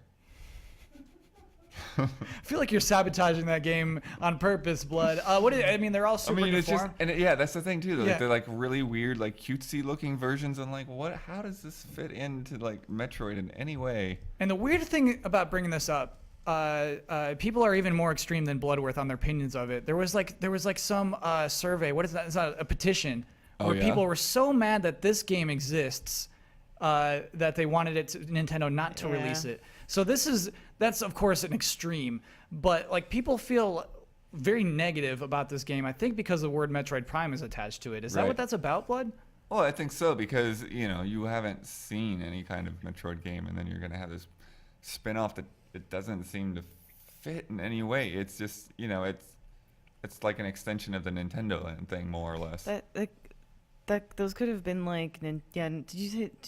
I'm so tired. Did you just say Nintendo Land? Yeah. Yeah. Okay, I like heard it but didn't hear it, and I was gonna say those could have been Nintendo Land games. Get up on that desk. You gotta get up on that desk. So what is exciting? Sorry, we only We did one that stopped. time, Ian. We We'll do just two did next the time. one. We'll do two next time. I'm really tired too. I was sing for ready you to next. just go for it. We're on an hour, right? This Yeah, has been yeah, an yeah. hour Oh, long yeah, you've been GT. going for an hour. I'm 6 accepting minutes. we're going way over. This is for E3. Basically, most podcasts do super podcast versions, and I had to accept that the moment I went like Sony, and we're like, no, we're still on Super Ubisoft, bro. podcast. I'm like, okay, you're right. This is just gonna be a long podcast. Hey, wait, real quick, since Yeah. we're wasting time anyway. Here's a question: Yeah. Will the Amiibo Skylanders cost more because Nintendo needs a cut too? I think honestly, they'll get packaged in. I think like if you buy the Nintendo version of it, you're just getting those in there instead or as a bonus. Oh, That's my guess. Yeah, that's There's- interesting. There's more Weird. to it with like the car or whatever, right? Yeah, man, Yeah. they're probably gonna be very expensive. They're probably gonna be harder to the find. car ones are That's going to be true. expensive anyway, but Yeah. I wonder if the Nintendo ones are going to be more expensive. So back to Metroid Prime Federation Force. I think what Brandon like along that line is just like how like Rogue One is coming, and that's gonna be a 6 Star Wars movie that doesn't take place in the main Star Wars storyline. I think that Metroid has room for stuff like that, but I think what's happening is like Bloodwood just said, there's no other Metroid game, and so the way Rogue One is working is it's in between Metroid games Star Wars movies. So do you think people would be less mad with Federation Force if there was a regular Metroid game? Oh yeah, absolutely. Yeah, if they had just said, we are working on a new Metroid game, but we'd like to show you another project that was inspired out of a love of Metroid. Like, if they had just framed it like that, I don't think people would have been mad. Yeah, I think framing was a huge issue for most of this digital event. To be honest. Think about it as like if they had talked about the what's the Triforce Heroes. Heroes. If they had talked about that, but they had never announced the Wii U Zelda. Yeah. Like if they went straight from Link Between Worlds to Triforce Heroes, and you're like, okay, when are we getting another Zelda still? I get what like you mean. the I question get is what you still mean, there. yeah. I absolutely get that. Because it's the same thing. It's like the opposite of what Sony did. Like Sony comes out and they're like, there's been this game that people have wanted for a really long time, and there's a Kickstarter that's maybe going to start for it, and we want to support this. You're just like, what are you doing? Like, oh my goodness. And, Yeah. and then like you're playing on our emotions, and then they finally deliver because they know what they have, and so they want to like tease you beforehand. And like Nintendo does that and doesn't give us the thing. Like Yeah, I Nintendo mean, comes out yeah, and what if- has think like about it. What if- Metroid Prime in the font. And you're like, and they're like, in this game, isn't this great? And it's like, you must have known what we were going to be thinking, and like maybe they don't. Yeah, Like, what maybe if they're they not, like, what if they took "It's Metroid, what are Shenmue you and they just talking like about?" took the little figurines that you get out of the, the machines, Oh, yeah. and they made a game out of that. It's like And made that a would be game the out of Shen- chai. Yeah, Yeah. It's just the worst. What were the figures that Craig said, the upvotes to downvotes on YouTube for the Metroid?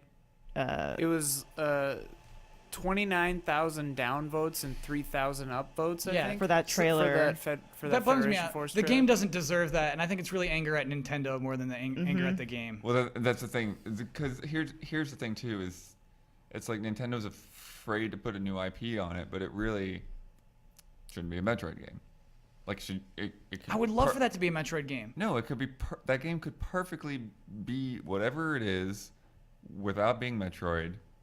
And hey, that's cool. It's a new little IP, a little multiplayer game, but it's getting more anger because it is called Metroid. But like Rogue One could just be a sci-fi war movie, but it's like Star Wars Rogue One, and it actually like helps it. And I But feel the like difference is Metroid- that it's exactly what you guys were saying before. They have announced the plan. yeah, It's Star Wars Prime off game or off movie, Star Wars Prime 2 off movie, Star Wars Prime 3. Like Yeah. we know, so we we're need not some afraid. Metroid Primes, is what Yeah. you're saying. And we're also, pretty sure that Rogue One is going to be a badass movie. It's written Amazing. by Gary Whitta, who Yeah. wrote Episode 7. Like, we've already seen a teaser that was released at Star Wars Celebration that was awesome. It's like, it's dealing with really cool subject matter, like in between, the old Star Wars movies. So, And like, none of just that based was- on what we know now, it's kind of setting up for, like, lots of curious things. And this is, like, nothing. There's nothing we can learn about Samus or Metroids or is it Metroids Yeah, for plural? Yeah. absolutely. Or the universe or these three guys, you know, like these, you know.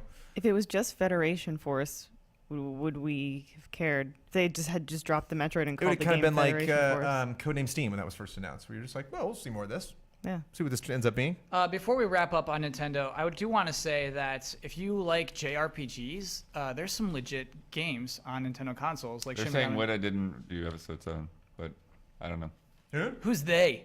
The chat. Oh, okay. They're all screaming. Said what? What? Let's look it up. This Wii U has Said Xenoblade what? Wait, Chronicles what? X. Wait, what? Wait, Okay. who? Oh, whoa, we're really digging into Well, this. live chat Oh, is really boy. affecting the potential What did you for just next say, week's Bloodworth? corrections. They said that That- he wasn't writing episode 7. I don't That know. Gary Whitta did not write episode 7? Oh boy. Okay, we're gonna need live Oh, fact boy. checking. I gotta move on though. I'd like to know who was writing episode 7 then. I thought it was Gary Whitta. Gary it Whitta up has look it up on your tweeted phone. multiple times that he's writing it. Look it up on your phone. I didn't know. Check that on your phone. Don't wait for chat. She's I thought doing it. that's She's what you- doing it. Okay, Xenoblade Chronicles X is coming to the Wii U. Fire Emblem Cross Shin Megami Tensei, the other way around, Shin Megami Tensei Cross Fire Emblem, is coming to the Wii U. That's crazy. It to has a me. weird name that I didn't even bother writing down because it's so weird. You know what's dumb about the digital event? They played the Japanese version of this trailer without even putting on subtitles. They just had us listen to Japanese voices without even explaining what they were saying, and then showed us a Japanese title that we can't read. Right. That to me is insane. that is just like beyond That's this level very of weird. Oh, yeah, I lied. misunderstanding. I'm sorry. Lawrence Kasdan, who wrote The Empire Strikes Back. Yeah, So I think lie. Gary Whitta is writing a side story. Yeah, he was writing Rogue One. I thought he was writing Okay. both of them. Sorry. Got it. Whoops. Corrected. Live correction. We don't even need to bother with that next Live week. Star Wars yeah. correction. This is fun. We should have chat live correct us every week. But yeah, so I mean, it's not all dismal from Nintendo, but we should move on. Let's look at Square Enix, which One had. second. Yes, before what's you up? move on, I Is think it it's, really 1 second? it's important to note, I think, that Iwata apologized It's also. for that That digital press event. conference. It's also after. important to note that Reggie in interviews afterward Really? assured everyone that Iwata did not apologize. Really? Yeah. Oh my gosh. He there- didn't say I'm sorry. He didn't Yeah. apologize, but he Yeah. said, we'll try to do better next time, Yeah. basically. And then Reggie Fils-Aimé's reaction to this whole hubbub is just so different. I'm paraphrasing, Sorry, Gate. obviously. Yeah, to Sorry Gates. He said, look, a lot of times we'll show games and people don't get it. We showed Splatoon last year, and a lot of people thought it looked bad. Now people are enjoying Splatoon. So this is just a problem we face every year. And what makes me so mad about that is like, Reggie, that's a problem you should fix. Just make better trailers, communicate better, and you won't have to deal with that first part of people not getting your games. That's a That- very good point. Every so single mad one of the about games that. in that Nintendo conference could be amazingly fun. Yeah. But all those trailers made it seem like, oh boy. Yeah, make better trailers. It's so simple to me. It's so weird. That's still though, what people were in love with Splatoon last year. And that's a good point. We came away loving Splatoon. I'm so disappointed they wasted the puppets on that direct. You know what? But the puppets also like made it better than it. yeah. It was the did, only good but thing in Imagine there. that direct without those They puppets. did, but if they had a ball in direct and it included those puppets, could you imagine? We'd say holy Nintendo's you can on say their that word game. you're gonna say. Holy shivers, Nintendo is on their Thank you. game. Yeah. And what's so funny is the puppets were strutting at the beginning. They Pup were strut. so the confident. puppets made a promise that the rest of the Nintendo Direct didn't keep. Yeah. Exactly. Let's talk about Square Enix, which happened immediately afterward. This is such a funny press conference. This press conference. So actually, I missed a correction earlier. We're watching the trailer. I can't watch. This is media blackout. Sorry, if you're just listening, we have our monitors running trailers nonstop. It's so fun to see everything that was shown at E3 nonstop throughout the day. I really, really love it. Anyway, Square Enix actually did have a press conference in 2006. I was wrong. This was not their first ever E3 press conference. Wait, you thought it was? Yeah, I absolutely thought it was their first. okay. So yeah, they had one in 2006. Anyway, this looked exactly like that. This was a podium in a small little auditorium, and it was very.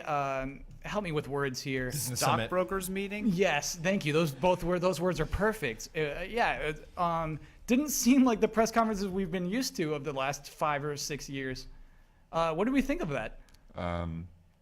It was weird. It was very weird. Like I think Just Cause 3 set the tone for the whole thing, to where like if you muted that trailer, you saw a much better trailer.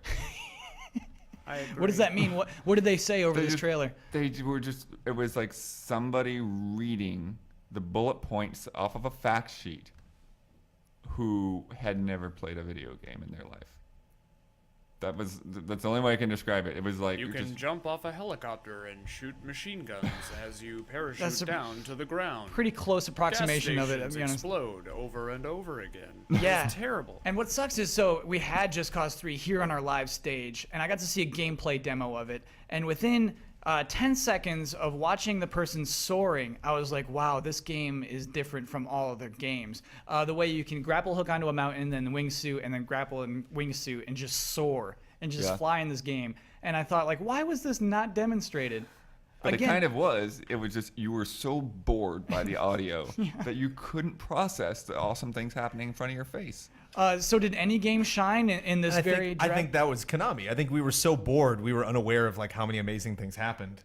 And then like I look at the sheet of paper and it's like, ooh, this is really exciting. We're talking about It's like- Square Enix Square here. Enix. I was talking about Square. Yeah, no, I'm talking. Yeah. Yeah, what did I say? Konami. Yeah, well, because it reminded me of the Konami press conference. Yeah. That's why. Because it's the Very, same very kind of similar, Thing, like, yeah. Yeah. Screen on the right, podium. That, and I'm extremely tired. But you like look at the names that were there, and like these are huge games that they're showing off. So what did you see there?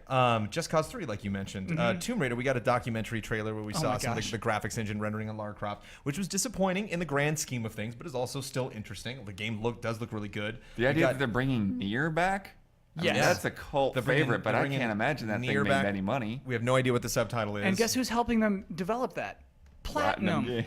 How crazy is that? We That's finally that got was a huge gameplay of announcement. Kingdom Hearts. Oh yeah. We've already gotten like some little. Well, we've had gameplay, but like snippets, this, but this was like a huge jump. Yeah, we have a Because HUD. honestly, when they showed that first gameplay, like I was not impressed. I was like a most, test. I was the It most looked like a cynical test. person in the room. I'm like, this just looks like the freaking Vita game.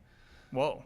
But the stuff they showed this year, that looked really, really good. So what did they show? What does it look like? What did we see of Kingdom Hearts 3? Because I do think this is It just absolutely looks like no question the highlight. fantastical, like it's like very lush, detailed environments. You know, it looks, I mean, it looks huge Disney, environments, yeah. really vertical. There was a lot of like. It's always good to like set up expectations for how big a world is and then break them. So there's this moment where like Sora jumps over a cliff and you're like, oh, I thought that was gonna be the barrier. I thought you were gonna hit an invisible wall right there, but like, nope, it's PS4. Brendan, I like what you just said. Set up expectations for the size of the world and then break them. I think that's a huge thing to do at E3. That is an important thing to do at E3. Probably a little unintentional here with the way that was revealed. But yeah, just that moment. You're right. When you see how vast this world is.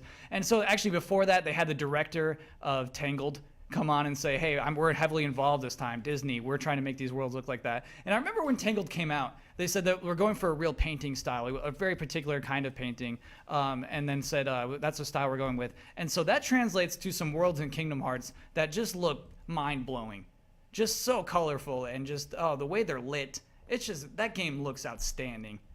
That was the highlight yeah. of that, no question. And more gameplay. Yes, We saw Hitman being played, kind of. or we saw gameplay from Hitman. Right, we saw gameplay from trailer, Deus Ex, basically. Mankind Divided. Yeah. And we saw trailers that we'd seen the night before. Yes. Yeah, but Well, again, so that's the Final like Fantasy VII one. I was totally down to watch again, no question.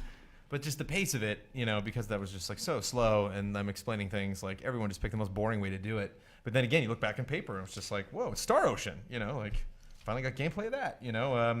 They announced a whole new IP, Project Setsuna. Like, wow, I gotta go watch the Square Enix press conference and see that announcement. Not And just it's that, but a like, new it's studio. fun, right? Yeah. RPG focused. Tokyo studio. RPG Factory. Yeah. But 3 screenshots, and then you're done. It's like that. You should have been later. I do you should like- have saved that for TGS. You're right. They saved it as one more thing, which got me way too hyped for what ended up being announced. But I do like that they're doubling down on RPG development. Do you think if that one more thing, instead of being Project Setsuna or whatever, if it had been exactly the same, but it was called like Project Chrono, so it like really tipped it? Oh, that yeah, it was we'd a all new be peeing Chrono our game, pants. we'd all be going insane, Yeah, right? yeah, yeah. That was, Yeah. The people were going insane. People They think it's a really Chrono thought it was game. going to be Chrono. Yeah. Elise, what would you tell them to do next year? Let's say Square Enix is saying, "Hey, Enix. we're doing a press conference next year." I mean, there's some obvious advice to give them, but what do you tell them to do? Don't do a press conference. Ditch that podium. Yeah, I guess if you're going on the same day as Nintendo, like do a digital event. It's tried and true, and you can be a little bit more succinct with your presentations. And I've said this before. I was really hoping that there would be a game that was just dropped at E3, and I think that if you're trying to make a big impression, a publisher that's a little bit new to the press conference circuit, like Square Enix, doing something like saying, "Hey, here's a game," or "Here's a," maybe not like a PT, but something akin to that you can actually check out right now, would It would kind have of been amazing. Beyonce, what? Sorry, I didn't mean to interrupt you. But I mean, I'm certain that no more than that trailer exists of the Final Fantasy VII remake. But could you imagine if they had put out a demo of the remake? Right, as Everyone one would more have lost thing that their would've been minds. here. Or put out a level of something. Put out a Yeah. level of Kingdom Hearts. Oh, You yeah. know? Like that could have blown everyone's minds, like for Square Enix. I've been gathering questions for you for Look Who Started This Conversation. Okay, before we... Oh, that's so nice of you, Elise. But before we get to Look Who Started This Conversation, that's like, look who's talking now. We should talk about the AMD Presents PC Gaming Show. Montage Brought Dew. to you by PC Gamer. Brought to you by Montage Dew. Heroes of the Storm expansion. What It is was that? the most bland. An expansion to Heroes of the Storm It with new wasn't a press characters. Yeah, conference. that was cool. That was not a press conference. It was a late night talk show about graphics settings. I was hoping we'd see more Project Blue Streak. Cliffy did come on stage. They showed a video that they've already released, but we didn't see anything new. Yeah, announcements were slim. Phil Spencer came and announced that several Xbox One exclusives are coming to PC. Killer Instinct, Fable Legends already mentioned, and Gears of War Ultimate Edition all are playable on will be playable on PC. That was a huge deal. As Elise always says, they're doubling down on Windows 10. So that was cool for him to show up there. I hope people like Windows 10. Blood's not on it. Wow, what He's- does that I mean, mean? I just wait and see. You Yeah, know, whenever they have a okay. new Windows, it's like, You're being I'm fine with what I got. So Yeah. you better actually deliver on this. That's smart to be cautious. Yeah, it was definitely strange. It was, I mean, what's it, day 9, but what is it in real 9? Something plot? Sean? Sean? Sean Plott. Yeah, he came out and he just said, "Look at my stack of note cards," and he did. Like, you know, like Jimmy Fallon will have like 4 cards for his interviews on his show, and just poor Day 9 had a was- 3-inch stack tall. What was funny about that is we were making fun of the stack of cards right before he made fun of the stack of cards. So we were like, Yeah. oh, okay, maybe this won't be boring. That's the thing, is he was a delightful host, but Yeah. he was just put up to this impossible task of Yeah. like keeping a 3-hour show entertaining, where it's just interviews. a 3-hour, very poorly planned And it was show. the, Yeah. the longest press conference in the smallest venue. Yeah. yeah. So Well, I think Square Enix probably had a smaller venue. it was just kind of like it was like he was at like the Comedy Factory or something. It's like, That- hey everybody, what's up? Be that sure to to tip me- your waitress. yeah. It's like, That it's to that me kind of scale. That felt like if you were like a PC developer and you were just going to like a conference, like a 3-day conference in Las Vegas that was just you and your fellow industry people, not that one that was being streamed or, you know, kind of like, Yeah, it felt like Yeah. a Q&A. Yeah. yeah, that's what it felt more like. Not something that like a fan would want to tune in and watch. Next year, I would just say, obviously, just make it shorter. Say no to more people. Keep it more compact. It's really nice to include everyone, but we see what happens if you include everyone. And your ratings dipped. It was not, like, on Twitch at least, as huge as the other press conferences. Yeah, it started at 180,000, and I think it just bled about 10 grand every 10 minutes. What did it end up at? I think it ended at like 140 or something. So it wasn't literally every 10 minutes, but Oh, 140 ain't bad. maybe it was lower. I don't know. But Okay. the chat. Someone described the chat as a cancer, because every single comment was just Z's and like boring and like that sleeping guy. And I bet, like, Half-Life 3 happened, like, every 10 seconds. oh yeah, Somebody yeah, in yeah. chat. Well, and everyone was freaking out about that fake website too. Yeah, and the chat was also Oh, trying yeah. to troll new people that arrived in the chat by like making up announcements, being like, "Oh my god, I can't believe they just announced like, I mean, Half-Life 3 right now because my brain's not working." No, I but think that is extremely funny. Team Fortress Yeah. 3. yeah, stuff like that. I'm totally down with that. That is the right thing to do during a boring show. But anyway, that is all the press conferences. Gosh, what an E3. 8 press conferences. Do we hope there's 8 next year? Yep. Yeah, I certainly do. I hope there's 9 or do? 10 next year. Yeah. I freaking love what Bethesda did. I love I that love what Bethesda Bethesda did, gave yeah. those games as much attention as possible. I think that's what Square Enix should do next year. Just blow out a game for a half hour or 20 minutes. I'm happy to do I think that. if you don't have the games though, don't do the conference. Because Square shouldn't have done one this year. They did. Square Enix does have the games. They do have a then Doom they should have and- blown and, out Kingdom Hearts 3 more. You know, Yeah. they should have done a Right. Fallout 4 to Kingdom Hearts and 3. Hitman. Like, just blow Yeah. that out. Oh, Just Well, do I it. mean, it goes back to it. I mean, did Square do anything that couldn't have been done on a pre-record video? Like, they didn't really demo game. No, not one. So that's like, that's game part of the demo. problem. You know, like they didn't get up there and play anything. That's what I'm saying. If they had come out and they did like even just a 5-minute Kingdom Hearts like demo and they said, and the rest of this level is playable right now. You can go check it out. Like people would be like, oh no, my god, go play that right now. Okay, let's move on. Sorry to do that. I was just reading questions. Oh no, go for it. No, that was like I felt like just That was a weird moment to say okay on. Whatever. It's so late. Yeah. Let's move on to, well, you're the one who started this conversation. E3 edition. This comment comes to us from, Button's the best. This was legitimately, I looked at the question first. I like this. Does the table think that fans being allowed at E3 again made for a better show? I think that there's a slight misunderstanding is that like fans weren't openly allowed into the show. But I guess my question would be, do you think allowing fans into the show would make it better? Okay, so clarify what actually happened, because I'd heard about this, but I don't really know what they did this year. The way I understand it is that exhibitors were given a certain amount of tickets to give away to fans. And so I think total maybe 3,000 fans were invited altogether. The number that I heard was 4,000 to 5,000. Okay, so around that range, But yeah. in previous years, couldn't you buy like a premium pass that was like $500 or something Ridiculously ridiculous? expensive. Yeah, trying yeah, to weed and out. you still can. Yeah. But yeah, so this was like, there was 3 to 5,000 fans here. Do you think it made it a better show, and do you think more can make it an even better show? Should fans be allowed at E3? I didn't notice a difference. To me, it just seemed like if you're a developer and you're getting this pass that you can give to somebody, you're probably going to give it to somebody that's into gaming. So like most of the people there just seemed like us, and we seem like fans when we're there anyway. So I said I think yes. I didn't notice that the lines were any longer.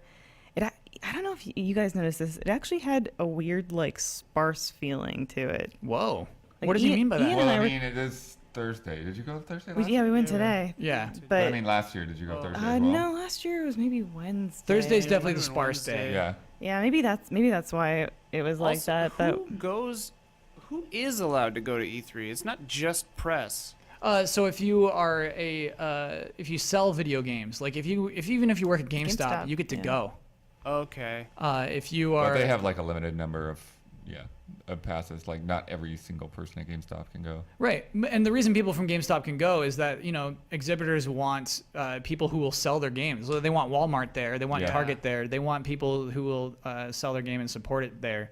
And so it's just industry. Yeah, which and is they why still have those signs all over the outside. It's a trade-only event. No one under 17 allowed. And then, Yeah.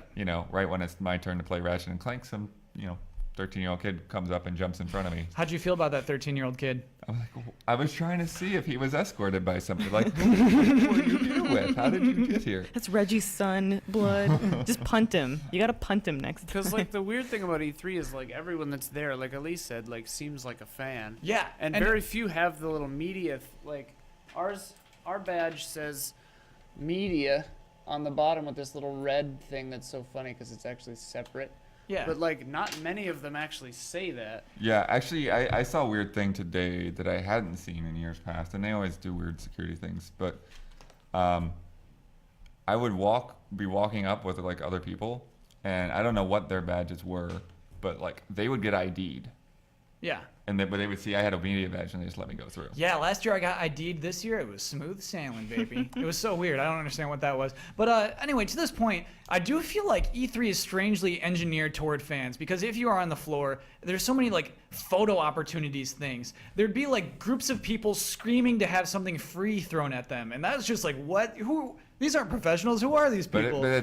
that's always been E3. I mean, there was that weird lull when they went to Santa Monica, and then they kind of brought it back slowly over a couple of years. Yeah.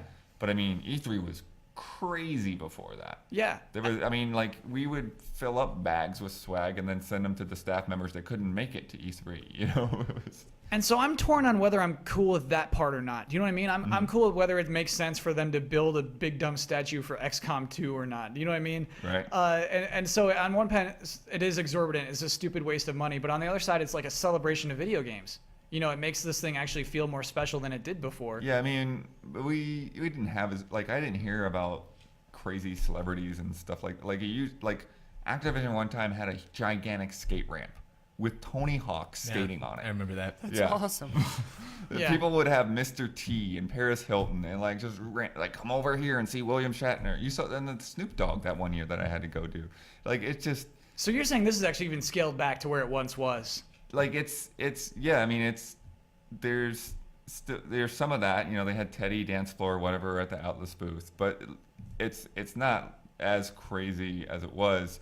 And yet it seems like they're opening it up to more people that, more or less don't belong there, I disagree with that though. I honestly think it won't hurt to add more fans and more fans. I think if they're going to move that direction, number one, they probably need a bigger convention center. Number two, it needs to be modeled after Gamescom.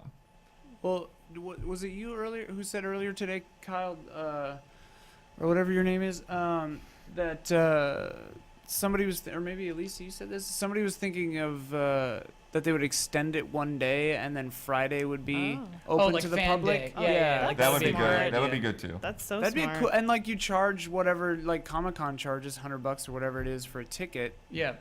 I would be And cute. Yeah, that's what sell a Gamescom does certain as number. well, right? Yeah. Well, what Gamescom does is they have an early media day. Yeah. And then what the lovely part about Gamescom is that they have an Ooh, lovely. entire, like, 2 halls that are just business.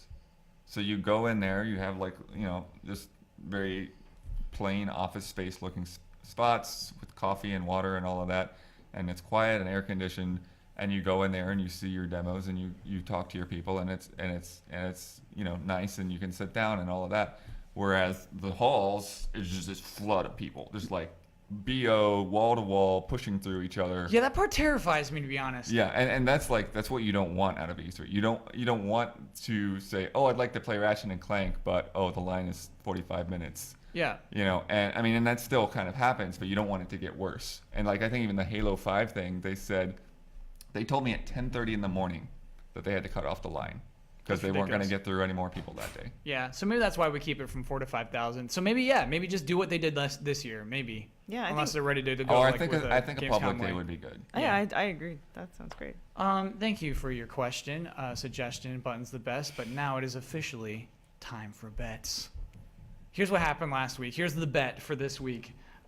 This is gonna be fun. So Elise, you actually have to do some work with this one. Actually, no, sorry. We have this week's bet to handle first. We'll do that first. Okay. So this week we're betting on Batman: Arkham Knight is coming out next week. That's a game that's coming out on Tuesday. Don't I know it? Oh my gosh, I'm so excited. It's weird that you come out of E3 and it's like, oh, it's time to play that game. Brandon reviewing that game. Here's the question: is how many names will appear in the opening credits of this game? Elise, you are first to reveal as the super seat. What is that number? 30. For 30. listeners. 30 names. Daniel Bloodworth, how many names will appear in the opening credits of Batman: Arkham Knight? 12. Brendan Jones, how many names will we see in the opening credits? 16. Okay, and my bet, 28. Oh, Oh my gosh, so Hey, embarrassing. really Two. small. 28. Very, very Oh, because you know why it's small is because it wasn't confident. Wasn't confident. I'm not sure You about can't see 28. that. This You is a can't really see that on that camera. and what's really nice is none of us, I think, watched the opening credits of the last game to even do the proper research this time, which is nice. Those are all blind dumb guesses, yeah. Yeah. At least yours is a blind dumb guess. I just assume that like these things are over bloated, so more and more people feel entitled. To Oh be yeah, you have the included. high one, right? You Yeah. have 30. Okay, let me lock those in. By the way. I guess I have the low one. Yeah, I've got it Good covered. sound effect there, Kyle. Yeah, we got to do live sound effects. Got to do live music. So let's talk about last week's bet. This I'm very excited about. I'm getting some you support need here. this? People rooting for How's me in this chat. gonna I work? appreciate it. Thank you. Okay, so I'm going to come up with a password. I'm going to write this down and make sure all of you agree with it. Don't make me do it. At least you got it. Or Elise. Blood. You ready? Are you willing to be judge? What? Are you willing to be I the have judge? Yes. Maybe at least be judge. It's our What computer. are we judging? Okay, Wait, so what here's how this works. We're giving a password to everyone watching this live. Okay. Okay? The first person to type out the password is going to be the person who determines the winner of this bet because we're going to count the characters in that person's username. And we all bet on how many characters will be in that person's username. Brandon is feeling excited. So a lot of people are rooting for me, which is a bad idea, you guys. This is bad. You're setting yourself up. Okay, so I'm actually not going to reiterate what we bet last week just so like it's not. I will not be the Last Guardian. I will not be Shenmue 3. All right, so Dreams will not come true here. But one of the things is we did say that we would all agree on the criteria for what the password would be. So I'm Right. going to show a password to you all. If you don't like it, we'll come up with a different one. But here's Okay. what I'm thinking. Okay. Oh, okay. Interesting. Pass that down. Just keep passing that down. That's not a word, is it? It's not. I love it. Okay, so we Okay. all agree with that. Okay, so everyone, I'm going to just let you know now. This word has 2 capital letters in it. We need to see it as one word, one congruous word with the 2 capital letters and the. Don't we have to bet th- first on how many? You're on that. You're No, on we this already one. did. We You're did on that one. last Oh, you week. guys did this last week? Oh, Okay. damn, I wanted to bet. Thank you, Don. Okay. And the password is, get ready, chat, Baby House. Capital B, capital H. And now we just wait to see who the first person is. Baby House. Baby house.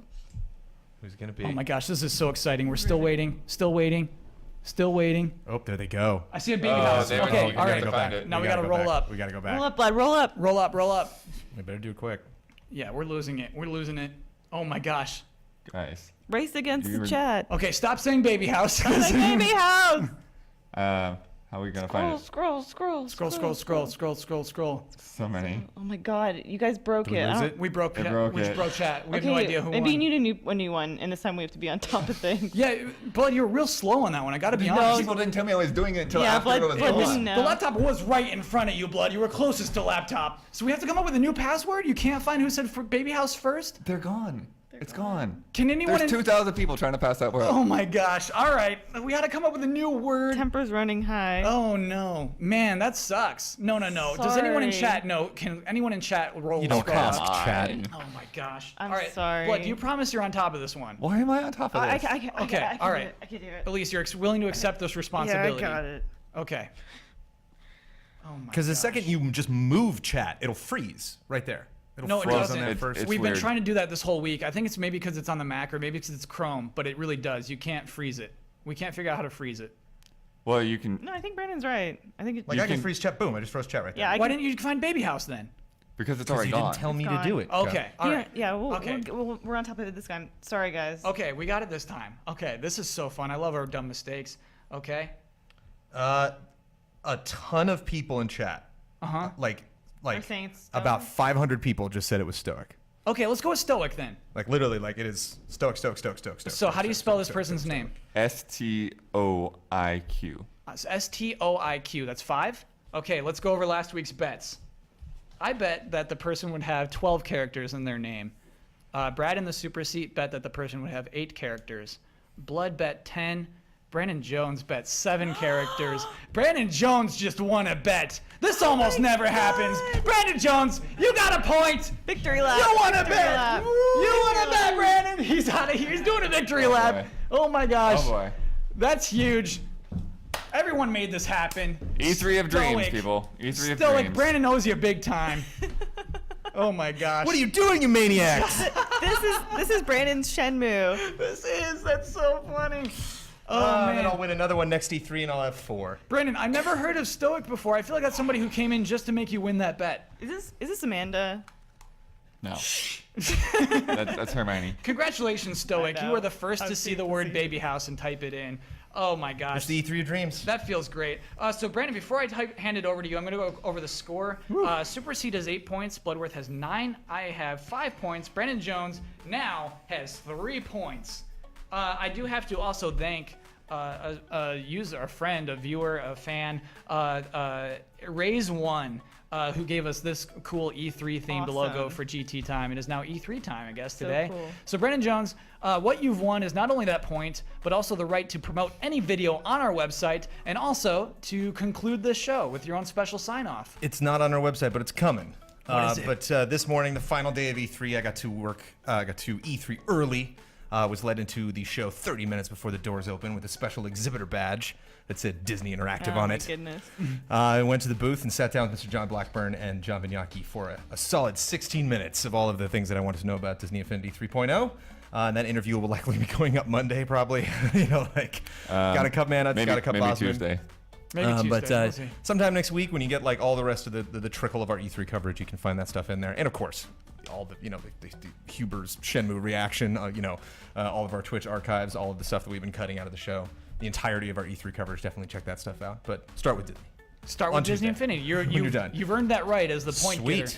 getter. And these are our Twitter handles. You can follow Ian Hink at Ian Hink or Don Casanova at The Nasakova. the Nasakova. You can follow Elise Willems at Elise Willems. You can follow Daniel Bloodworth at DBloodworth2. You can follow me at Game Trailers VO. You can follow Kyle Bossman at Kyle Bossman. May the force be with you. And also with you. You just bogarted his sign off. Oh, I forgot it was the No, that was sign-off. good. I No, forgot that it was the good. sign-off. No, no. How dare you? We'll cut it before then. We certainly will, but the live people saw that happen. That was in lore.